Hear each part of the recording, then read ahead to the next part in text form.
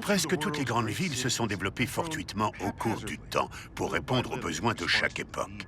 Il est très rare que le devenir d'une ville soit planifié à l'avance. À New York, de nombreuses rues datent du XVIIe siècle. La bourse remonte au XVIIIe. Les circuits de distribution d'eau et d'électricité ont été établis au XIXe.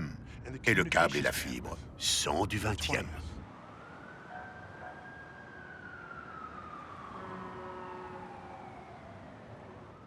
Une ville est comme un cerveau. Elle se développe à partir d'un centre exigu, puis lentement, elle grandit, elle change, mais nombre de ses anciennes parties continuent de fonctionner. New York ne pourrait pas se permettre d'interrompre sa distribution d'eau ou son réseau de transport en attendant de les remplacer par d'autres plus efficaces. Les transformations doivent être progressives. Et il en va de même pour le cerveau. L'évolution ne peut pas se permettre de se débarrasser du contenu du cerveau sous prétexte de le remplacer par quelque chose d'une facture plus moderne. Le cerveau, comme la ville, doit pouvoir continuer à fonctionner pendant les travaux.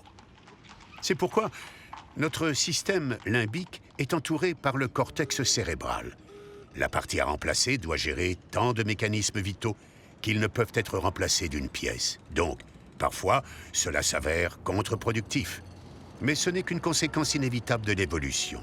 La ville est un cadeau du cortex cérébral.